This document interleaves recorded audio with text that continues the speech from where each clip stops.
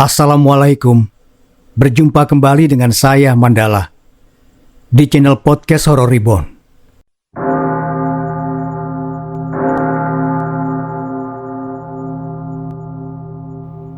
Kalian berdua sungguh tidak mau ikut? Nabila dan Aina kompak menggeleng seraya melempar senyum kepada ibu mereka. Tapi kenapa? Bukankah di sana banyak anak-anak seusia kalian? Di sana juga banyak makanan, bukan? Bu Gunarsi memakai jilbab serta menyemprotkan sedikit parfum ke pergelangan tangan. Biarpun acara ini berlangsung di musola, tapi di sana akan banyak sekali orang dan tentu saja tidak etis kalau ia bau apek.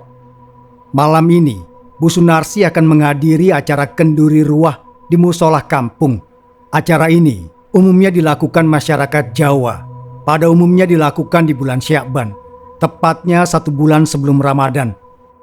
Kenduri ruah atau yang lebih akrab disebut ruahan sendiri dilakukan dengan tujuan mengirim doa untuk para leluhur yang sudah meninggal. Umumnya tradisi ini dilaksanakan di musola kampung. Meskipun banyak makanan serta kudapan di sana, Nabila dan Aina tidak berniat untuk ikut ibunya dikarenakan kondisi tubuh Aina yang kurang sehat. Sudah 2 hari ia terserang batuk pilek. Bu Sunarsi sudah membawanya ke klinik, tapi kondisinya masih belum terlalu sehat. Ibu saja yang pergi, biar Nabila yang menjaga Aina. Kasihan kalau dia diajak ke musola. Di sana berisik karena banyak orang, dan tentu saja dia akan pusing. Nabila menjelaskan alasan ia menolak untuk ikut. Bu Sunarsi tersenyum ke arah Nabila. Ya sudah, tolong jaga Aina ya nak. Aina juga menurut dengan Kak Nabila ya. Ibu berangkat dulu. Assalamualaikum. Waalaikumsalam, sahut Nabila dan Aina berbarengan. Nabila adalah putri kedua dari Bu Sunarsi dan Pak Adam. Ia masih duduk di bangku SMP kelas 2 dan berusia 14 tahun. Perawakannya kecil tetapi tinggi dengan kulit kuning langsat mewarisi ibunya. Ia memiliki seorang kakak lelaki yang bernama Ikram yang jarak usianya hanya terpaut 4 tahun.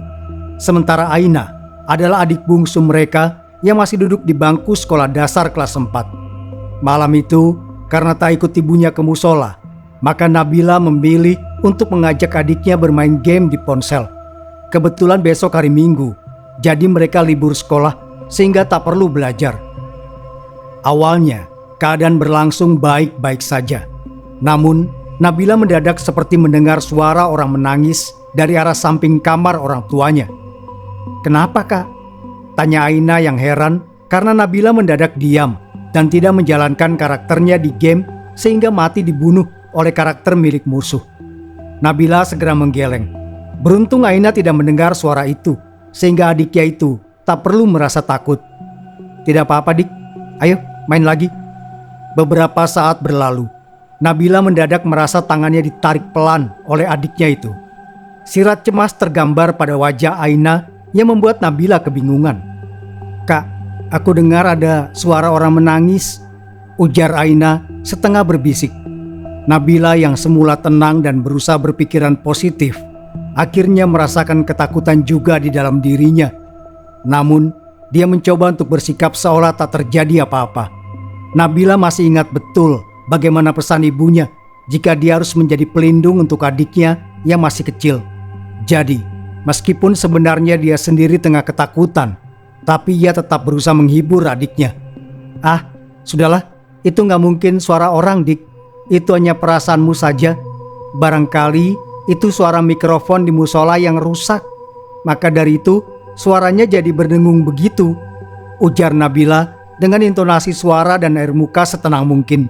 Aina mengangguk paham, meskipun kini mereka sesekali kembali mendengar suara tangisan itu. "Bagaimana kalau kita menonton TV saja?" usul Aina kepada kakaknya yang langsung diiyakan oleh Nabila. Keduanya kemudian memutuskan untuk menonton TV dan mulai menikmati acara yang ditayangkan oleh salah satu channel favorit mereka. Namun, sayup-sayup Nabila kembali mendengar suara tangisan itu. Semakin dia mencoba mengabaikan, suara itu terdengar semakin jelas. Nabila sadar jika suara itu tepatnya seperti orang yang menangis. "Dik, apa kamu mendengar suara orang yang sedang menangis?" Tanya Nabila yang diangguki cepat oleh adiknya. Coba kakak naikin volume suara TV.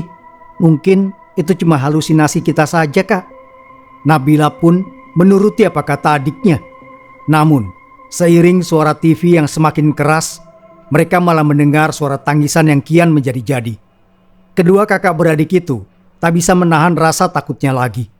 Mereka memutuskan untuk segera berlari keluar dari rumah dan pergi ke musola, lalu menceritakan semua pada ibunya. Namun, apa yang mereka ceritakan hanya ditanggapi dengan candaan oleh ibunya, membuat Nabila dan Aina merenggut kesal. Bagaimana tidak, mereka sudah ketakutan begini, Bu Sunarsi malah sempat-sempatnya bercanda. Sudah, jangan merenggut begitu. Ini, ibu bawakan kue sisa acara. Sekarang ayo kita pulang.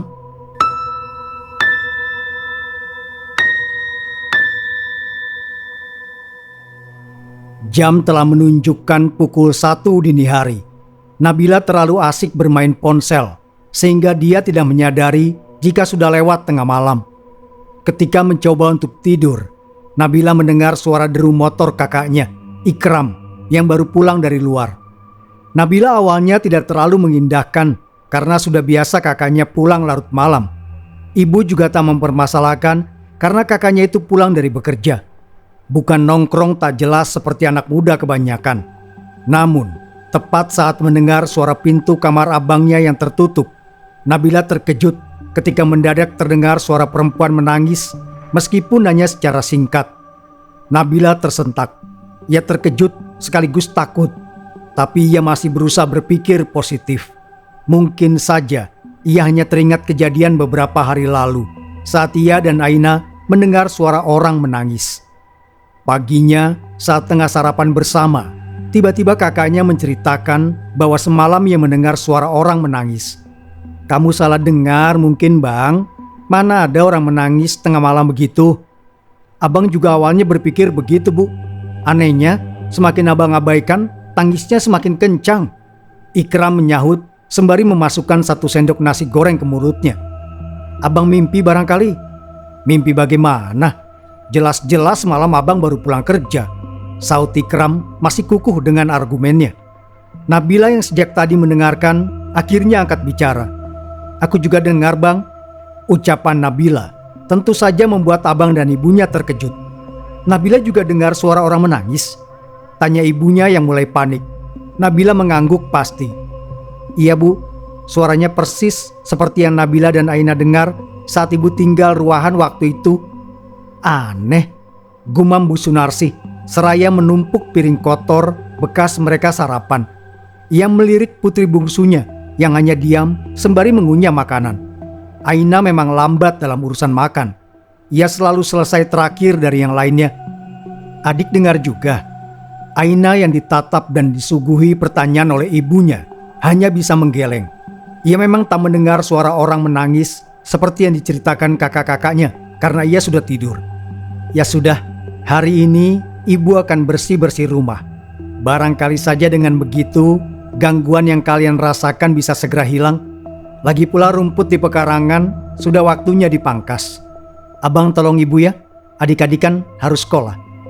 Pagi itu, usai sarapan, Bu Sunarsi dibantu oleh Ikram mulai membereskan rumah dan pekarangannya. Ia sendiri belum bisa menerka apa penyebab anak-anaknya diganggu oleh suara tangisan. Sementara dirinya sendiri tak mendengar apa-apa. Apa perlu kita ruqyah rumah kita ini, Bang? Tanya Bu Sunarsi di sela-sela merapikan isi lemari. Bisa saja, Bu. Nanti kita coba minta tolong pada Pak Ustadz Imron. Ikram yang tengah membersihkan sawang menyahuti perkataan ibunya. Apa ini?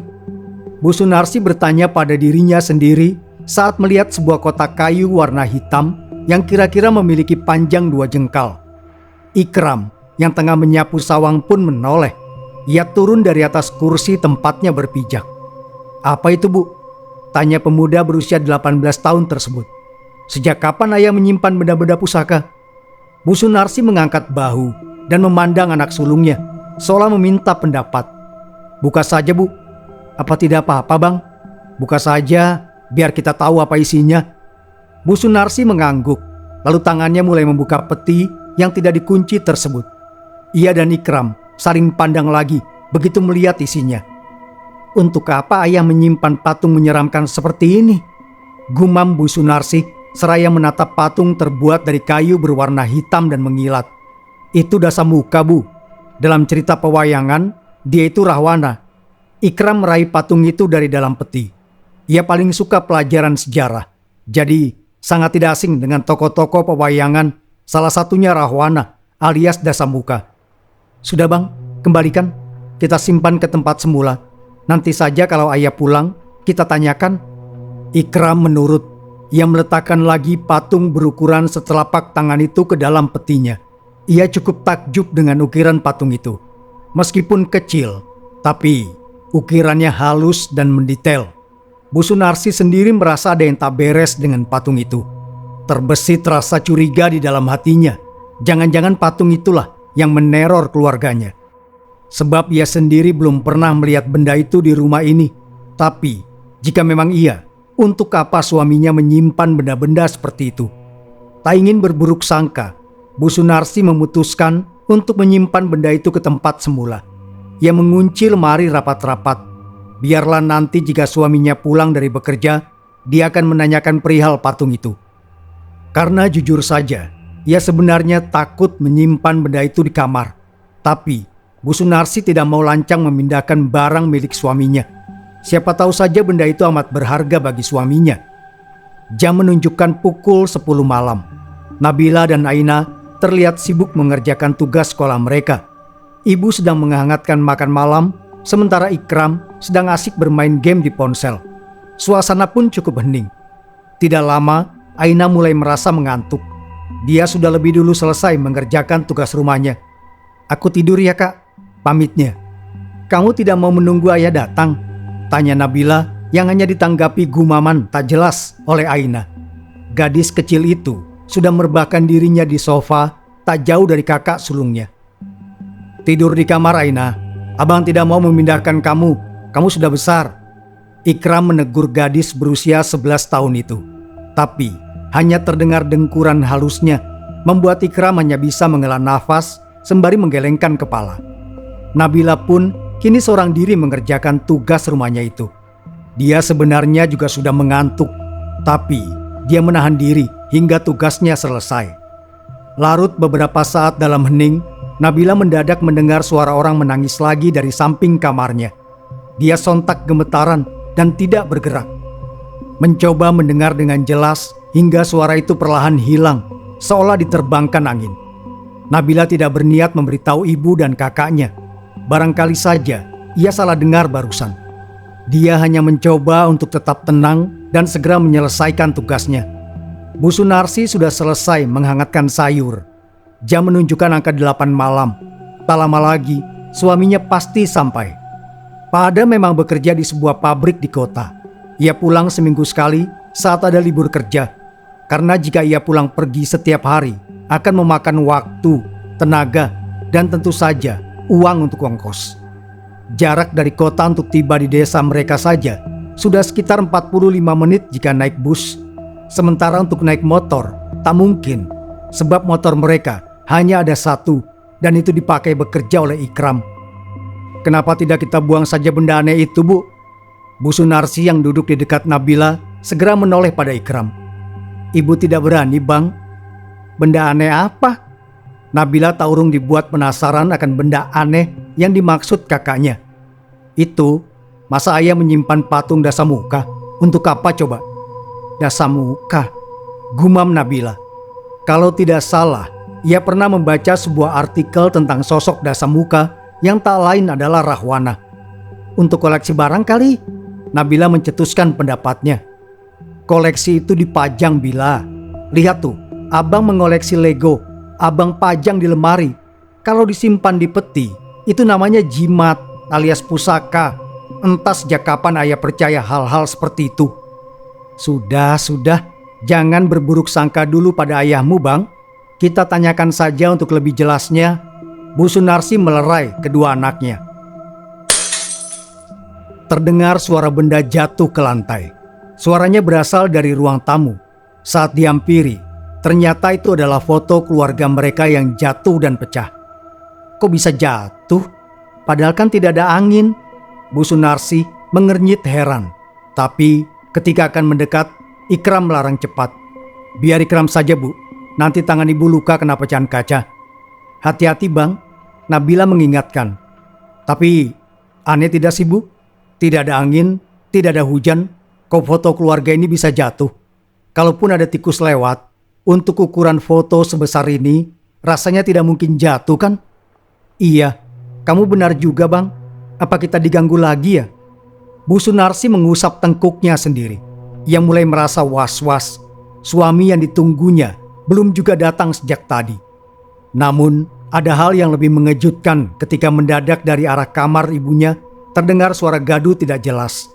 Bu Sunarsi dan Ikram kembali dibuat kaget. Apalagi itu, Bang? Entahlah, Bu. Bang, ayo kita ke sana. Kita lihat ada apa. Nabila mencoba memberanikan dirinya. Kalian di sini saja. Biar abang sendiri ke sana, oke? Tidak, kita semua ke sana. Bu Sunarsi menukas cepat. Beliau hanya takut terjadi hal buruk pada anak-anaknya itu, sehingga mulai mencoba untuk memikirkan cara lain. Akhirnya, semua mengangguk setuju, dan perlahan mulai menghampiri kamar. Ikram yang bertugas untuk membuka pintu dengan hati-hati, dan sontak saja mereka semua terkejut melihat ke arah lemari yang bergerak tidak karuan. Bu Sunarsi sudah langsung paham apa yang terjadi di sana. Bu, sepertinya dugaan kita benar. Benda itu penyebab gangguan-gangguan aneh di rumah ini, ujar Ikram pelan. Iya, Bang. Ibu juga memikirkan hal yang sama. Apa yang harus kita lakukan, Bang? Bu, Nabila memegang ujung baju ibunya. Tadi pungkiri, ia ketakutan sekarang. Kita ambil saja, kita buang sekarang. Tidak, jangan. Kenapa, Bu? Abang, kita tidak tahu itu benda apa. Bentuknya saja yang patung, tapi kita tidak tahu apa di dalamnya, apa maksud dan tujuannya. Ibu takut terjadi sesuatu dengan kalian? Bu Sunarsi menjelaskan panjang lebar. Akhirnya mereka kembali berkumpul di ruang tamu, seraya berpikir untuk mencari cara agar bisa keluar dari situasi mencekam tersebut. Kita minta tolong saja pada Pak Ustadz Imran, Bang. Nabila memberi usul yang langsung disetujui oleh ibu dan kakaknya. Kamu benar, Bila. Kebetulan abang punya nomor HP-nya. Biar abang telepon dulu. Ikram mengeluarkan ponselnya dari saku celana dan mulai mencari kontak Ustadz Imran untuk kemudian dihubungi. Namun, beberapa kali melakukan panggilan, tak satu pun yang dijawab. Ikram mengernyitkan dahinya bingung. Tidak diangkat, ujarnya. Apa mungkin sudah tidur? Gumam Nabila. Seharusnya belum. Ini baru jam 8:30, Bila. Bantah Ikram seraya meletakkan ponselnya ke meja ruang tamu. Orang yang telah ditunggu akhirnya pulang. Pak Adam memasuki rumah dengan atmosfer yang berbeda. Ada apa ini, Bu? Tanya lelaki bertubuh jangkung itu. Keadaan rumah yang berantakan dan terkesan mencekam menjadikan tanda tanya yang terus terbersit dalam pikirannya. Kali ini Ikram yang bicara. Dia menceritakan semua kejadian yang menimpa keluarga mereka seminggu belakangan. Tak lupa, ia juga menanyakan asal-usul patung yang ada di dalam lemari. Pak Adam pun mulai menceritakan kronologis beliau menemukan benda aneh itu hingga berniat untuk membawa pulang ke rumah.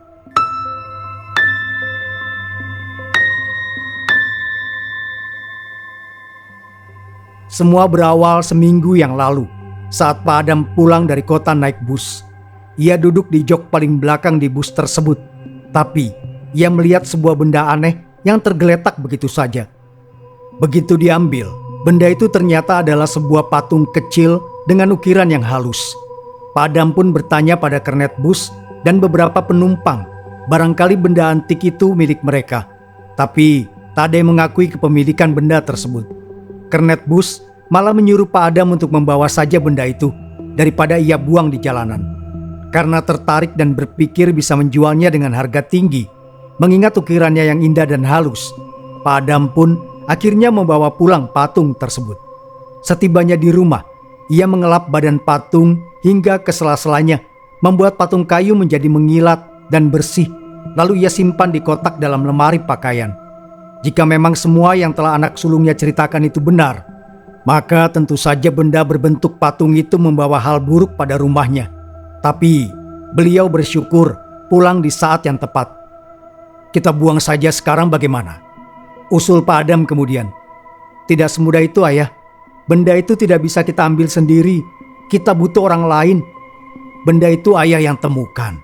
Berarti Ayah yakin jika Ayah yang ambil, pasti tidak akan terjadi apa-apa.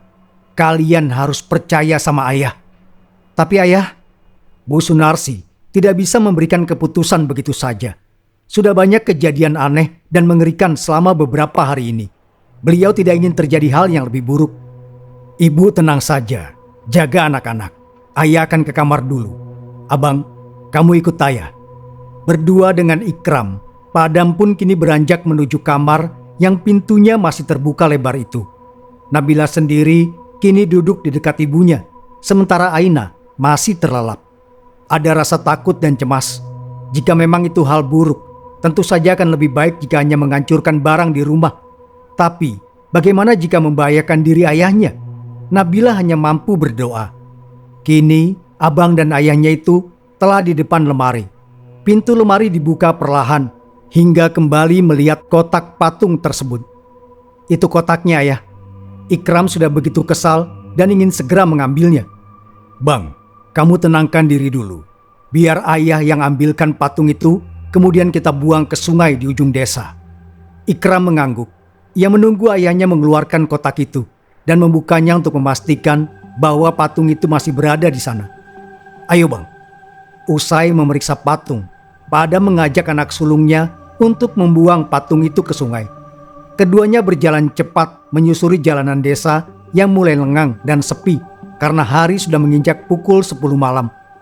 Ayah, abang merinding, keluh Ikram setengah berbisik. Pak Adam yang membawa kotak kayu hanya berdaham sebagai jawaban. Ia tak bisa menjawab karena sebenarnya dia sendiri tak jauh beda dengan Ikram. Meski ia tak mengalami gangguan mistis seperti yang dialami oleh keluarganya, tapi tak urung cerita yang disampaikan anak sulungnya cukup membuatnya takut juga. Setibanya di sungai, sembari membaca bismillah, Pak Adam segera melemparkan kotak itu ke arus yang cukup deras. Ia berharap setelah ini tak ada lagi gangguan gaib yang menimpa keluarganya. Nabila mendengar ponsel kakaknya yang terletak di atas meja ruang tamu berdering panjang. Ia segera meraih benda berbentuk pipi tersebut lalu menggeser layarnya. Assalamualaikum. Iya Pak Ustadz. Sedang keluar sebentar Pak Ustadz. Nanti saya minta menghubungi Bapak lagi. Waalaikumsalam. Nabila menutup telepon lalu melirik ke arah Bu Sunarsih yang memandangnya penuh tanya. Ustadz Imran Bu, tadi katanya beliau sedang mengisi pengajian, jawab Nabila menanggapi tatapan ibunya. Oh, begitu. Tak berapa lama, Pak Adam dan Ikram pun datang. Nabila segera memberikan ponsel milik abangnya dan mengatakan bahwa Ustadz Imran tadi menelpon. Ikram mengambil ponselnya dan bermaksud mengabari Ustadz Imran bahwa masalah sudah selesai sehingga tak jadi meminta bantuan. Tapi saat itu terdengar suara yang membuat mereka semua terkejut bukan main. Bunyi benda jatuh itu berasal dari dapur. Mereka semua saling pandang dan saat itu pula Aina membuka matanya dan bertanya ada apa. Mengapa berisik sekali? Bu Sunarsi segera menenangkan putri bungsunya dan memintanya untuk tidur di kamar saja. Tetapi Aina menolak karena ia takut sendirian. Bu, apa hantunya masih mengganggu? Tanya Aina polos. Ia yang tak mengetahui apa-apa karena tertidur jadi kebingungan.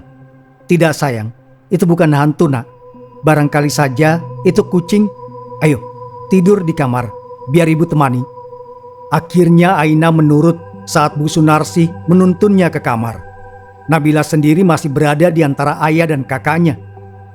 Tidur saja Bila, ini sudah malam, ujar Pak Adam kepada anak gadisnya. Tapi Nabila menggeleng. Nabila belum mengantuk ayah. Iya, bagaimana mau mengantuk? Yang ada, ia malah merasakan ketakutan di dalam hatinya. Bukankah patung sudah dibuang oleh ayahnya? Lalu mengapa gangguan itu masih ada? Apakah gangguan itu bukan berasal dari patung? Sebaiknya kita cek ke dapur untuk tahu benda apa yang jatuh itu. Ajak Pak Adam pada kedua anaknya.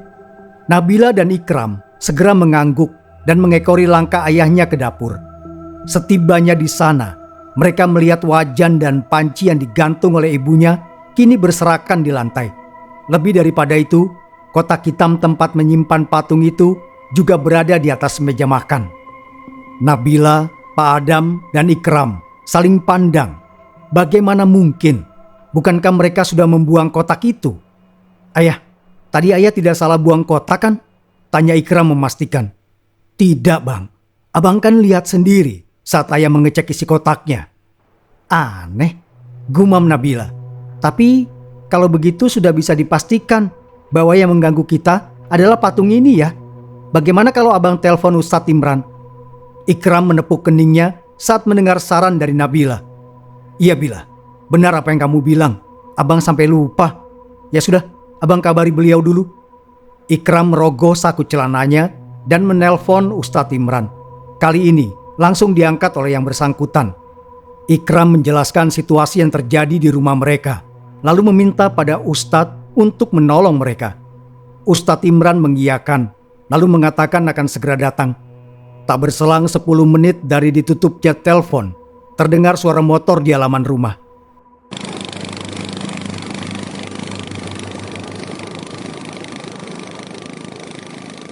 Itu pasti Ustadz Imran, ujar Pak Adam lalu melangkah ke depan diikuti kedua anaknya.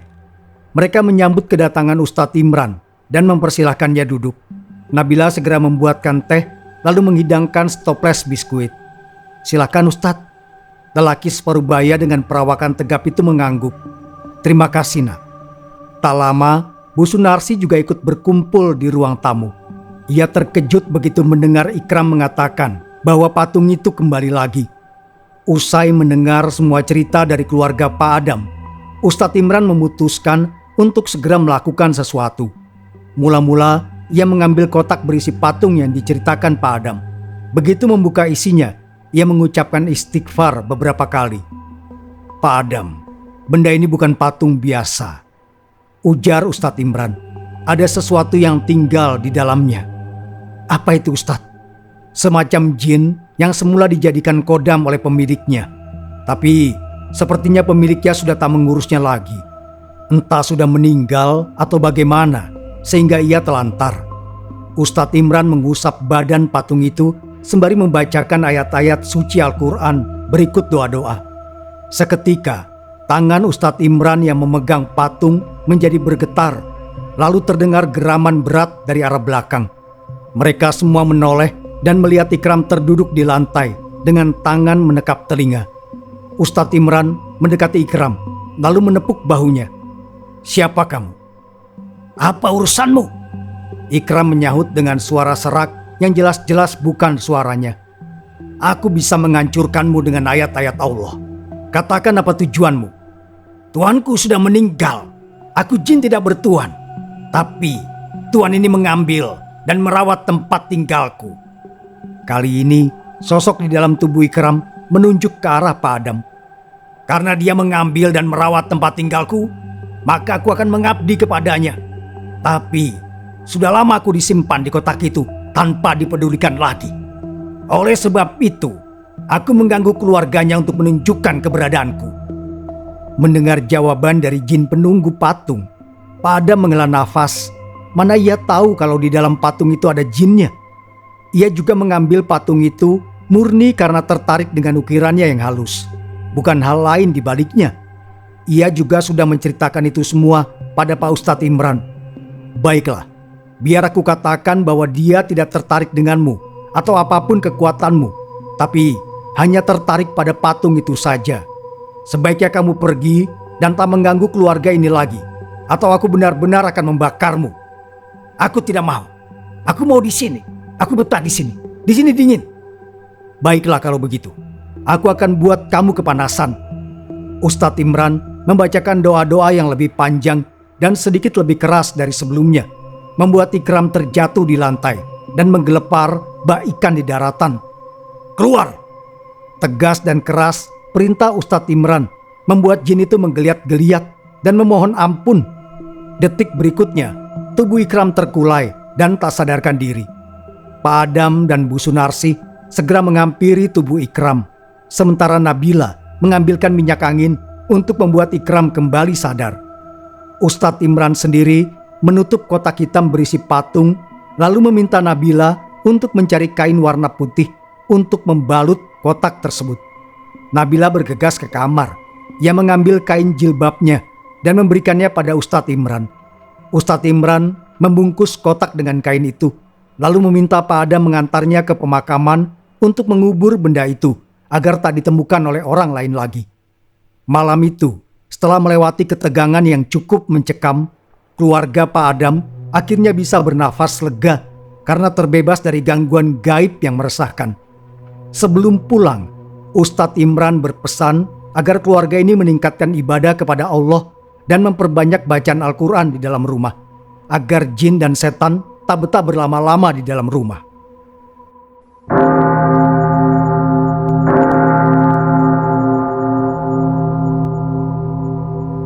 Terima kasih sudah mendengarkan. Wassalamualaikum warahmatullahi wabarakatuh. Sampai berjumpa kembali. Sapunyere pegat simpai, paturai patepang deui.